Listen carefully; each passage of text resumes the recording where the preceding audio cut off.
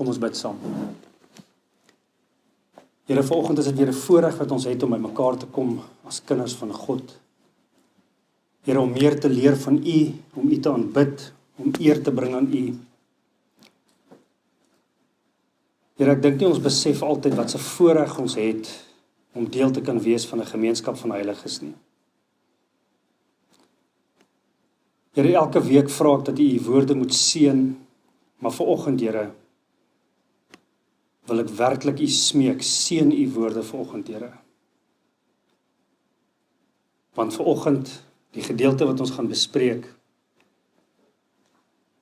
Here, dit bepaal of ons in waarheid lewe, of ons in waarheid aanbid, en of ons dit nie in waarheid doen, Here.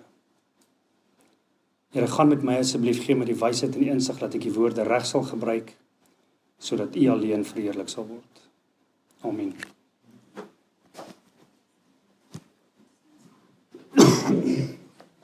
Ons gaan lees weer die tweede laaste keer uit Efesiërs 6 van vers 10 tot vers 18 en ek lees uit die woord van die lewende God.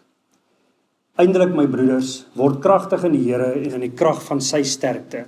Trek die volle wapenrusting van God aan, sodat julle staande kan bly teen die liste van die duiwel.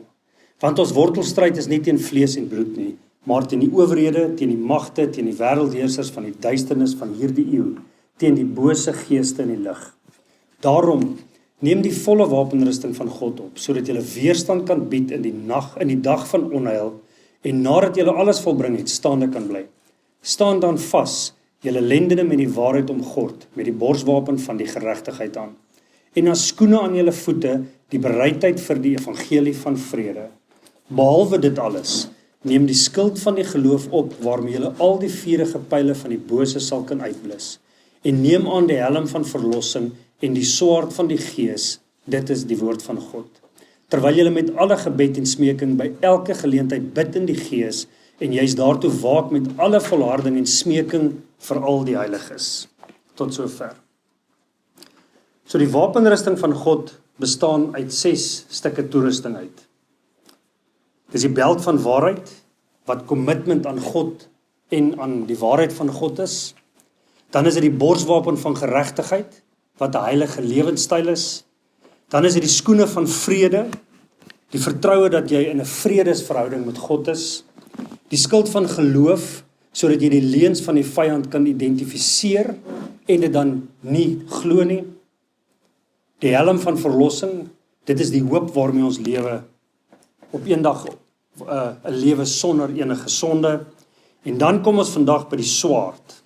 Die swaard van die Gees, dit is die woord van God. Nou in vers 11 en vers 13 sien ons dat jy die volle wapenrusting moet aan hê.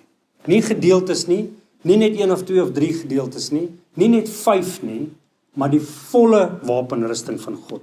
As jy nie die volle wapenrusting aan het nie, gaan jy nie weerstand kan bied teen die vyand nie.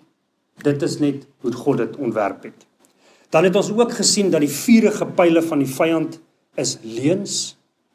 Leuns oor God, leuns oor wie God is, leuns oor wat God gesê het, leuns oor hoe jy moet lewe, leuns oor wie jy werklik is. Alles wat die vyand na ons kant toe skiet is leuns, leuns, leuns. Nou ons lewe in 'n tydperk wat ons kan beskryf as 'n wêreld van leuns.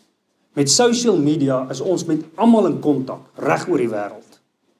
Met ander woorde, ons word blootgestel aan almal se leuns. Selfs daar aan die ander kant van die aarde in China of waar ook al.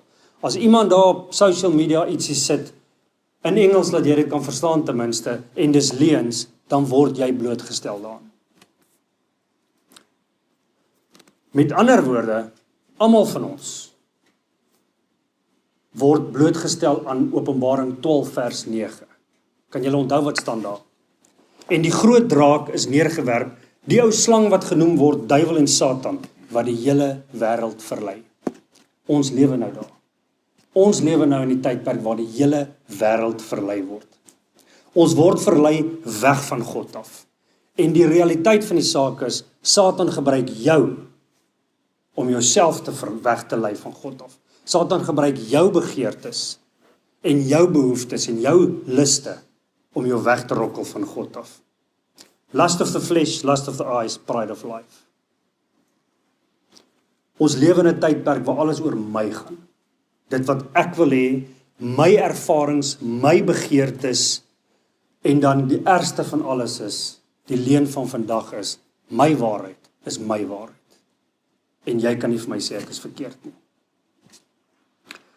Vandag lewe ons in 'n tyd waar 'n man kan sê hy's 'n vrou, of 'n vrou kan sê sy's 'n man. Ons lewe selfs in 'n tyd waar mans kan sê, maar ek wil meer as een vrou hê. En dan lewe ons nou selfs in 'n tyd waar 'n vrou kan sê, ek wil meer as een man hê. En niemand kan vir jou sê jy is verkeerd nie, want dis jou waarheid. En dan seker die grootste leuen waarin ons leef, waarin ons Christene leef vandag is. Ons kan sê, God het vir my gesê. En niemand kan vir my sê ek is verkeerd nie. Maak nie saak wat die Bybel daaroor sê nie. Ons almal het hierdie laaste week ervaar van hierdie leuen. Van Dani Botha wat gesê die wegrapping gaan gebeur. Hy het 'n boodskap van God af ontvang, hy het 'n visioen ontvang. Hy het gesê, hy het op sy bed gelê en hy het God gesien. Die Bybel sê, niemand het nog ooit vir God gesien nie, want jy sal dit nie oorleef nie. Baie Christene het geluister na wat hy gesê het, ware Christene. Baie Christene is verlei deur sy woorde. En nou moet ons die vraag vra, moet ons hom glo, net omdat hy sê, God het vir my gesê. Die Bybel sê vir ons moet dit gaan toets. Ons lees in 1 Johannes 4 vers 1, geliefdes, glo nie elke gees nie, maar stel die geeste op die proef, of hulle uit God uit is, want baie valse profete het in die wêreld uitgegaan. So ons moet dit wat mense sê, toets aan die Bybel. Elke Sondag bring ek vir julle boodskap. Elke Woensdag by die sel bring ek vir julle boodskap uit die Bybel uit. Dis julle verantwoordelikheid om dit te toets aan die Bybel. Praat ek God se waarheid of praat ek leuns? Dis julle verantwoordelikheid. So in God se perfekte wysheid en met God se perfekte timing het God vir ons as 'n gemeente hierdie week die perfekte voorbeeld gegee van die gedeelte waarin ons vandag is. Efesiërs 6 vers 17b. Nou, waaroor gaan geestelike oorlogvoering? As jy dit in een woord kan opsom. Leuns. Dis waaroor geestelike oorlogvoering gaan. Dit gaan oor leuns van die vyand wat hy wil hê ons moet glo sodat ons nie vir God glo nie. En dit is geestelike oorlogvoering. Paulus het vir ons 'n baie goeie definisie daarvan gegee in 2 Korintiërs 10 vers 4 tot 6. Daar staan: die wapens van ons stryd is immers nie menslik nie, maar danksy God kragtig om sterk vestings af te breek, redenasies te vernietig, en ook elke skans wat opgerig word teen die kennis van God. Ook neem ons elke gedagte gevangene tot gehoorsaamheid aan Christus, en ons staan gereed om elke ongehoorsaamheid te straf, tot wanneer jy volledig gehoorsaam sal wees. So wat Paulus hier vir ons sê is, geestelike oorlogvoering is leuns en dis redenasies. Party van die Engelse vertaling sê, dis filosofie en arrogansie teen die woord van God. Geestelike oorlogvoering gaan oor kennis van God. Dit is presies waaroor dit gaan. Is jy gehoorsaam aan die leuen, of gaan jy gehoorsaam wees aan God? Nou ons het 5 stukke toerusting ontvang in hierdie wapenrusting waarmee ons onsself verdedig. Die eerste 5 toerusting. En dan is daar die swaard waarby ons vandag is, die woord van God. Ons kan onsself met die swaard ook verdedig. Maar ons kan ook aanval met die swaard. Ons kan ons vyand aanval. So die swaard, daar's 'n doel daarmee dat die swaard laaste is in hierdie wapenrusting wat Paulus vir ons gee. Dit is asof die swaard hierdie hele wapenrusting van die soldaat afrond. Hy het nou al sy toerusting waarmee hy homself verdedig en nou kry hy die swaard waarmee hy kan aanval. Want geen soldaat gaan met 'n pea-shooter na oorlog toe nie. Jy gaan jouself tog nou nie met 'n pea-shooter kan verdedig nie. So hierdie swaard rond nou hierdie soldaat perfek af. En dis presies dieselfde met ons geloofslewe ook so. Die swaard, die woord van God rond ons geloofslewe af. Want hoe gaan jy die leuen identifiseer as jy nie die waarheid ken nie? Hoe gaan jy weet hoe moet jou lewenstyl wees as jy nie die woord ken nie? Jy gaan geen van die vuurige pyle van die vyand kan identifiseer en dit nie glo nie, as jy nie die woord van God ken nie, as jy nie weet hoe om die swaard te gebruik nie. Jy gaan nie eers weet wat om te glo van God, as jy nie tyd in die woord spandeer nie. So voor ek verder gaan praat oor wat hierdie week gebeur het, en hoe dit inpas by vers 17, kom ons gaan kyk wat sê die Bybel oor die Bybel. Nou, as jy glo dat hierdie boek is die woord van God, dan moet ek eintlik sê, kom ons gaan kyk wat sê God oor die Bybel. Want dit is tog die woord van God. Die eerste ding wat ons moet weet van die Bybel is, die Bybel beteken niks vir ongelowiges nie. Ongelowiges lees die Bybel en is vir hulle sinneloos. Dis vir hulle dwaasheid. Hulle kan dit nie verstaan nie. Want die Gees van God het die skrywers van die Bybel geïnspireer om hierdie woorde te skryf.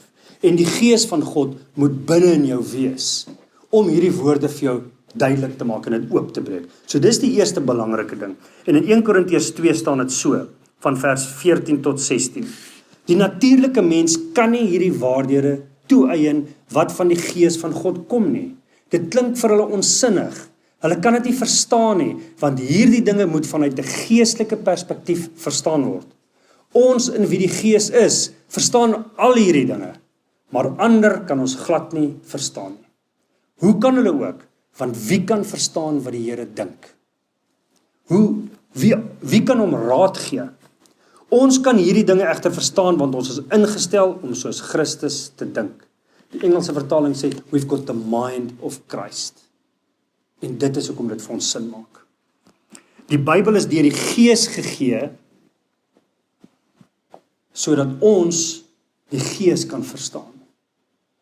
Daar's 'n persoon wat gesê het, die Gees van God het die woord van God gegee vir die man van God, of die mens van God. Met ander woorde, die eerste punt wat ons moet weet van die Bybel is, wat God sê is, ongelowiges verstaan hom nie. Verstaan nie die Bybel nie. Elke gelowige, as jy 'n wedergebore gelowige is, kan jy alles verstaan in die Bybel. Met 'n bietjie werk, met 'n bietjie doelgerigte Bybelstudie.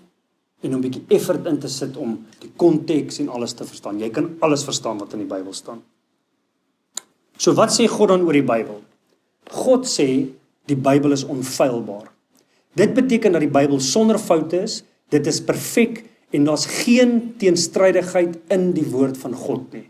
Psalm 19 vers 8 sê, die wet van die Here is volmaak. Met ander woorde, hierdie 66 boeke is volmaak. Daar's geen foute nie. God sê ook, die Bybel is die waarheid. Spreuke 30 vers 5 en 6. Elke woord van God is gelouter. Hy is 'n skild vir die wat by hom skuil. Voeg by sy woorde niks by nie, sodat hy van jou nie rekenskap vorder en jy as 'n leienaar openbaar word nie. Moet niks hier bysit nie, moet niks wegvat nie. God sê die Bybel is voltooi. Daar kort niks nie. Jy as 'n gelowige kort niks nie. Openbaring 22 vers 19 sê, en as iemand iets van die woorde van die boek van hierdie profesie wegneem, dan sal God sy deel wegneem uit die boek van die lewe en uit die heilige stad en uit die dinge waarvan hierdie boek geskrywe is. God sê ook, die Bybel is gesaghebbend. Jesaja 1 vers 2 sê, luister hemel en gee aandag, aarde, want die Here praat. So God sê, as hy praat, moet jy luister.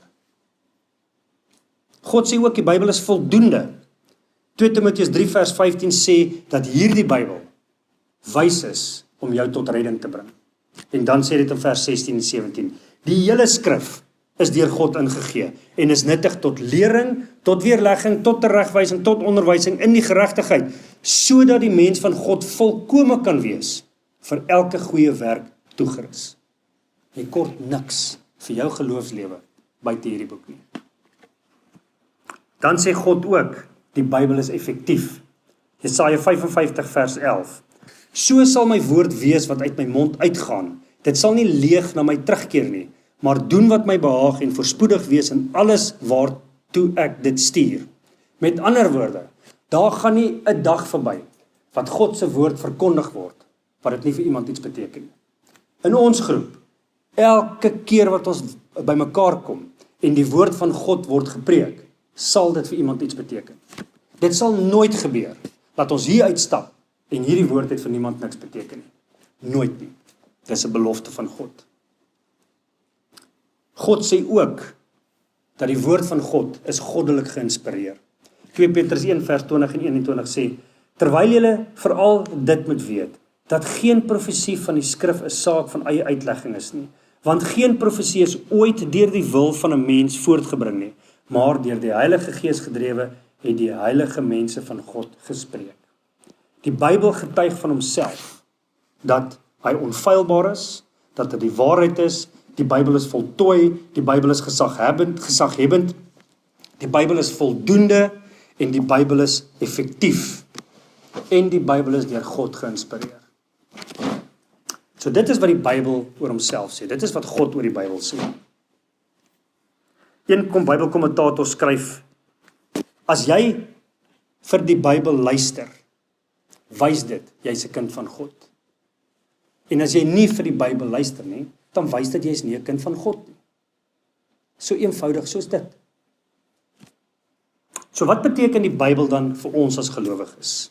Watter hulp is dit vir ons in die tye waarin ons vandag loop? Die eerste een is, die Bybel is die bron van waarheid. Johannes 17 vers 17. Heilig hulle deur die waarheid. U woorde is die waarheid.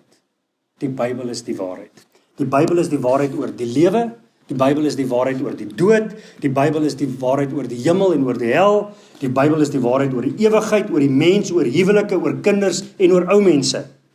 Dis die waarheid oor elke verhouding waarna ek en jy is. In die verhouding tussen ons en God, tussen ons en mekaar en tussen ons en die wêreld. Die Bybel is die waarheid.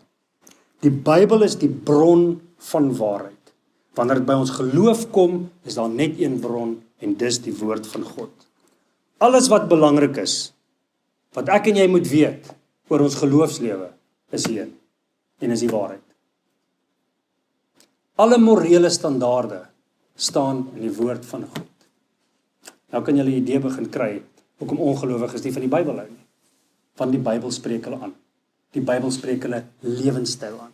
Die Bybel spreek aan hoe hulle wil lewe en hoe God sê hulle moet lewe. Die Bybel is ook ons bron van ons geluk. Nou almal wie ons ken, is op soek na geluk. Ons almal wil gelukkig wees. Die wêreld leer ons dat as jy gelukkig wil wees, moet jy geluk binne in jouself vind. En die wêreld leer jou ook dat ander mense met jou gelukkig maak. Jou man moet jou gelukkig maak, of jou vrou moet jou gelukkig maak, of jou kinders moet jou gelukkig maak. Dis wat die wêreld wil hê ons moet leer.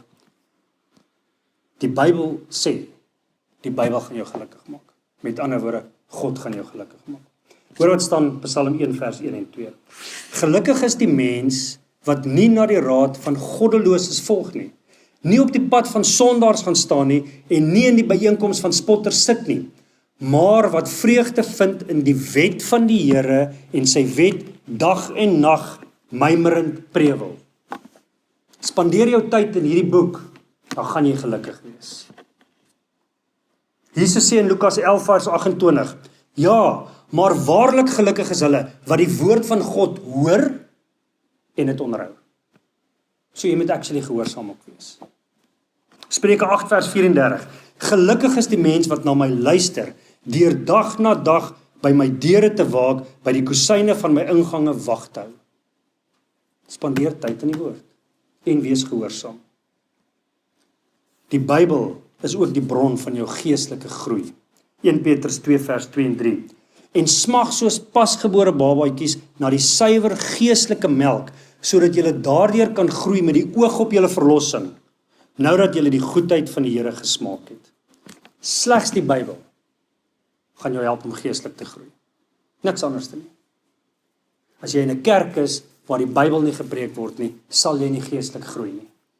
En dis hoekom ons buite ons gemeentes honderde en duisende gelowiges sien wat geestelike kinders is. Want hulle is in kerke waar die Bybel nie gepreek word nie. So hulle kry nooit die geleentheid om geestelik te groei nie. Die Bybel is ook die bron van jou krag. Hebreërs 4 vers 12. Want die woord van God is lewendig en kragtig en skerper as enige tweesnydende swaard. Dit dring deur tot by die raakpunt tussen siel en gees, tussen gewrig en murg en beoordeel die hart se voornemens en gedagtes. Die Bybel gaan jou die krag gee om te lewe. Die Bybel is ook 'n gids vir ons lewens. Psalm 119 vers 105. U woord is 'n lamp vir my voet en 'n lig vir my lewenspad.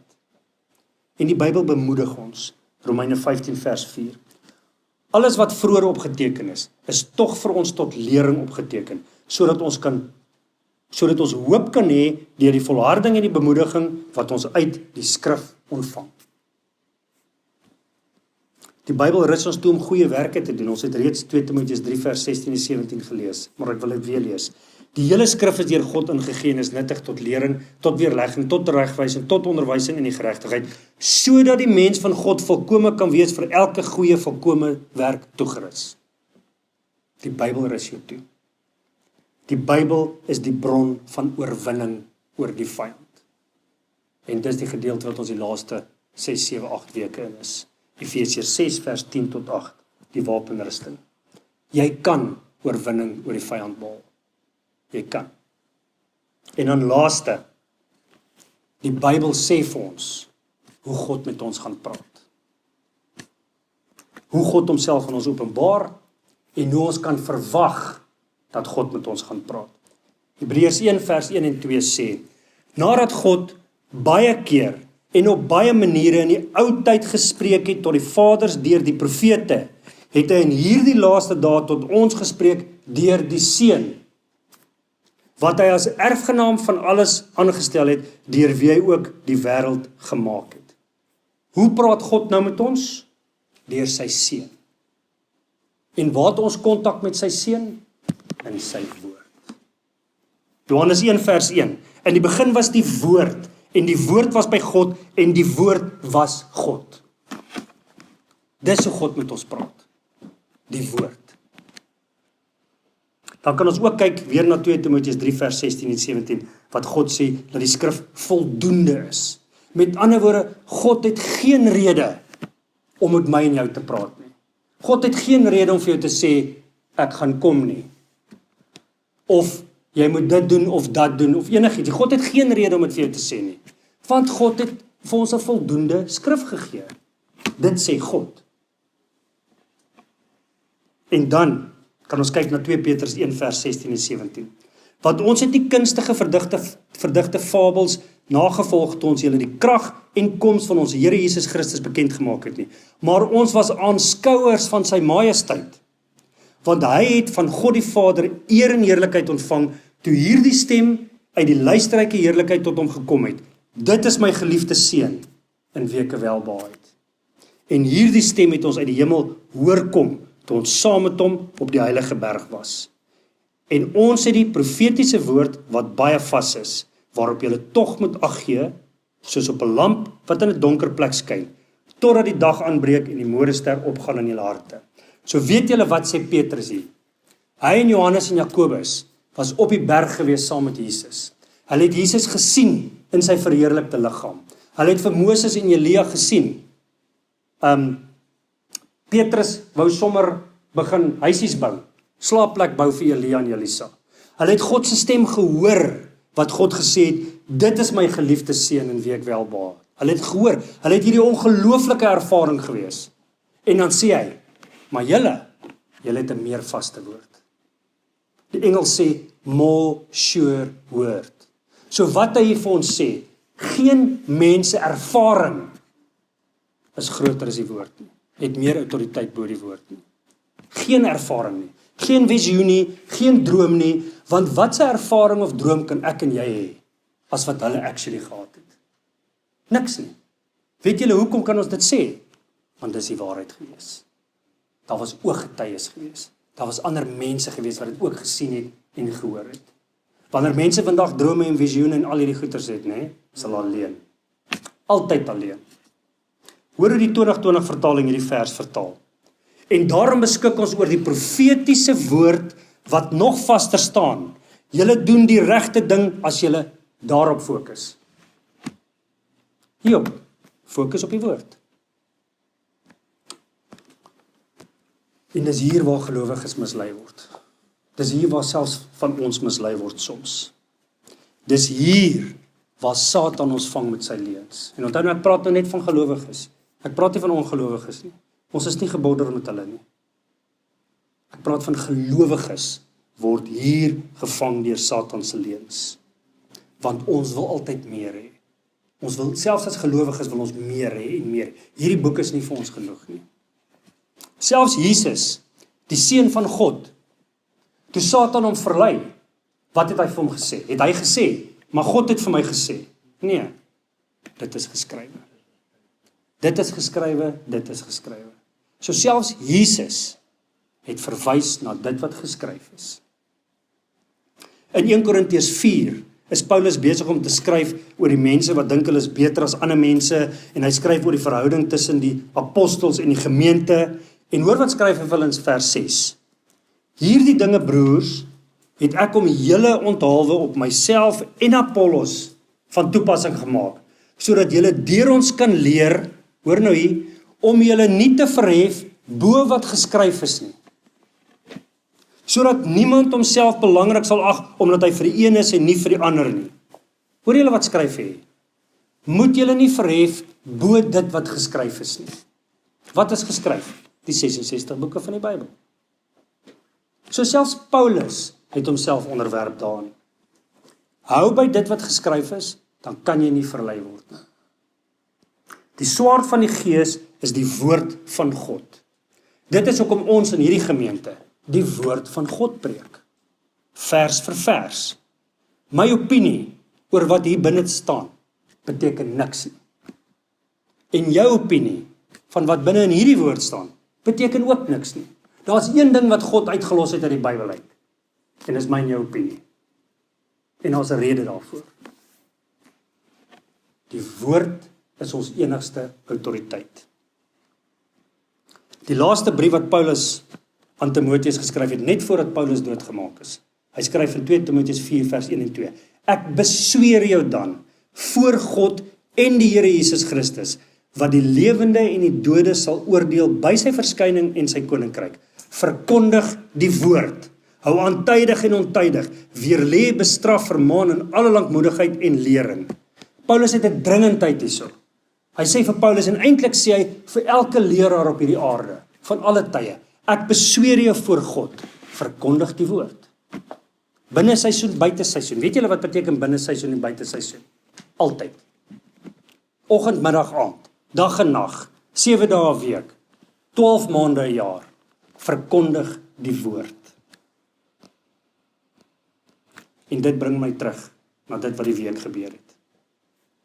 Het Dani Botha by die woord van God gehou? Nee, hy het nie. Hy het toegelaat dat sy persoonlike ervaring sy hoogste autoriteit word. En nie meer die woord van God nie. Hierdie hele wegraping ding van die laaste paar weke gaan nie oor, is daar werklike wegraping of is daar nie 'n wegraping nie. Dit gaan ook nie, moes dit die 23ste September gebeur het of gaan dit nou eers in whenever gebeur nie, want daar is alweer nuwe datums. Wat dit oor gaan nie so is, die autoriteit van die skrif. Dis waaroor dit gaan. En dis wat ons moet meet. Ons moet nie meet, gaan daar 'n wegraping wees, gaan daar nie wegraping wees nie. Het hy die datum verkeerd gemaak, het hy dalk 'n somme fout gemaak, hoe hy dit ook al uitgewerk het nie. Die hartseer ding is, wat Dani Botha gedoen het, is hy het 'n leenaar gemaak van ons Here en Redder Jesus Christus. Dani Botha se presiese woorde was, en ek quote, hy het vir my gesê met sy mond, hy het nie gepraat met sy mond nie, maar sy gedagtes. Ek het vir hom gekyk, ek was wakker, toe sê Jesus vir my, ek kom my kerk haal die 23ste en die 24ste September. Dis wat hy gesê het. Jesus het vir my gesê, en hier sit ons. Jesus het nie sy kerk gehaal nie, so wie het gelieg. Hy maak vir Christus 'n leenaar. Weet julle wat sou met Dani Botha gebeur het 3000 jaar terug in die Ou Testament? Ons sou hom doodgegooi het met klippe. Deuteronomium 18 vers 20 sê, maar die profeet wat so vermetel is, om 'n woord in my naam te spreek, wat ek hom nie beveel het om te spreek nie, of wat in die naam van ander gode spreek, die profeet moet sterwe. Daar's nie een profeet in die Ou Testament, wat gewonder het of hy van God gehoor het nie. Daar's nie eens 'n skrywer van die Nuwe Testament, wat gewonder het of hulle van Christus gehoor het nie. As God praat, sal jy weet dis God. En die Heilige Gees sal jou inspireer om nie te vergeet wat hy gesê het nie, of om 'n foutjie te maak nie. Dis nie God wat met hom gepraat het nie. Dis nie Christus wat met hom gepraat het nie. En weet julle wat? Hy sê die enigste een wat die boodskap gekry het nie. Hy sê die enigste een wat die 23ste en die 24ste September gehad het nie. Daar's plekke oor die wêreld wat mense dieselfde boodskap gekry het. Nou moet ons vra, watter gees was dit? Volgens 1 Johannes 4 is dit die gees van die Antichrist. In Jeremia 14 vers 14 staan daar, die Here het toe vir my gesê, dit is leuns wat die profete in my naam profeteer. Ek het hulle nie gestuur nie, en hulle nie opdragte gegee nie. Ek het nie met hulle gepraat nie. Dis 'n vals visioen, sinnelose waarseery en 'n bedrogspel uit hulle eie harte, wat hulle vir julle as profeseë opdis. En dan Sagaria 10 vers 2, want die huisgode beloof bedrieglike dinge, en die waarseer sê visioene is vals. Hulle verkondig vals drome en hulle troos te vergeefs. Daarom trek die mense rond soos klein vee, hulle kry swaar, omdat daar nie 'n herder is nie. God waarsku ons van die begin van tye af teen valse leraars en valse profete. Dis mense wat ons wil wegrokkel van Christus af. Dis mense wat ons wil wegrokkel van die Bybel af. Enige iemand. En ek is nou baie uitgesproke vandag hier, so en mense gaan my stenig oor wat ek sê. Enige iemand wat vir jou iets sê buite die woord van God is 'n valse profeet, is 'n valse leraar. Enige iemand wat vir jou sê, God het vir my gesê, lieg. Want dis wat die Bybel sê. So vir die toekoms, Dani Botha het homself gediskwalifiseer as 'n leraar. In die toekoms mag ons nie na hom luister nie. Hy het vergifnis gevra en ons moet hom vergewe. As hy hier sou instap vanoggend, dan moet ons hom ontvang as 'n broer in Christus. Maar ons kan geen geestelike raad by hom ontvang nie. Geen nie. Geestelike oorlogvoering gaan oor leuns. Dit gaan oor jou vermoë om die leuen te identifiseer. En dan gaan dit oor jou krag en insig en wysheid om die woord te ken en om dan gehoorsaam te wees aan die woord van God. Christus is gekruisig. Christus het opgestaan uit die dood uit. En so het hy die mag wat Satan oor jou het gebreek. Daar's geen sonde op hierdie wêreld, op hierdie aarde, wat mag oor jou het, as jy 'n wedergebore Christen het. As jy hier sit vanoggend as 'n wedergebore Christen, en jy is vasgevang in 'n verslawing, dan is dit omdat jy dit wil doen. Dan is dit omdat jy dit wil doen. Dis nie omdat daai verslawing te sterk is vir jou nie. Dis omdat jy dit wil doen. Want jy voed jou vlees. Christus het vir Satan verslaan. Jy was 'n slaaf van sonde, nou is jy 'n slaaf van Christus. Kan julle Efesiërs 2 vers 1, 2 en 3 onthou? En julle het hy lewend gemaak, wat dood was deur die misdade en die sondes, waarin julle tevore gewandel het volgens die loop van hierdie wêreld, volgens die owerste van die mag van die lig, van die gees wat nou in die kinders van ongehoorsaamheid werk, onder wie ons almal ook vroeër gewandel het, in die begeerlikhede van ons vlees, toe ons die wil van die vlees en van die sinne gedoen het. En ons was van nature kinders van die toorn, net soos ook die ander. En dan vers 4. Maar God. Die twee mooiste woorde vir 'n gelowige. Maar God. God het alles gedoen. God het jou hart verander. God het jou lewendig gemaak. Jy was dood gewees, en nou is jy lewendig. En jy moet dit glo. Jy moet dit glo. Nou wil ek jou vra, glo jy dit? Glo jy dat God jou geestelik lewendig gemaak het? Lewe dan so. Dis waaroor Efesiërs 4, 5 en 6 gaan. As jy glo God het jou lewendig gemaak, lewe dan so. Alle aspekte van jou lewe, nie net hier waar ons jou kan sien en waar ons saam tyd spandeer nie, daar waar jy alleen is. Hoe is jou verhouding met die mense om jou waar niemand van ons by is nie? Jou lewe moet getuig van Christus oralste. Elke verhouding waarin jy betrokke is, moet alle mense moet dit wys. En dis geestelike oorlogvoering.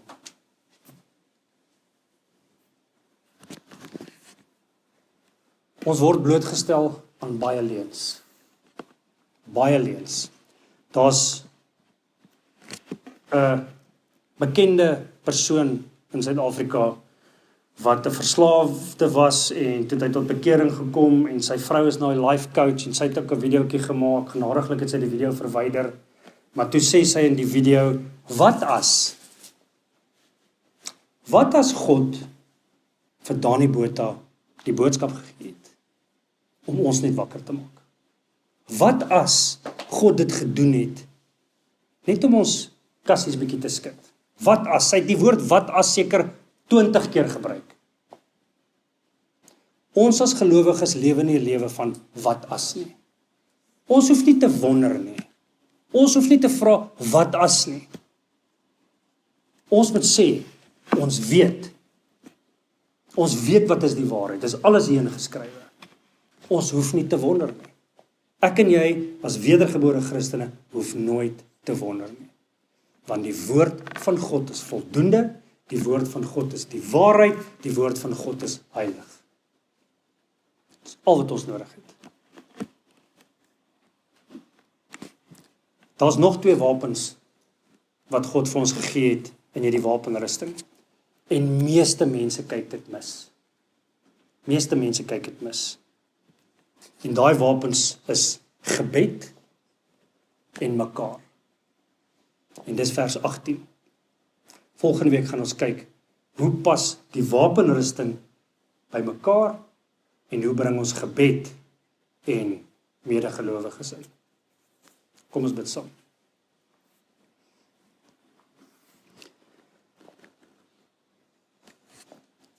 Here, dis nie altyd lekker om te hoor dat ons is mislei nie.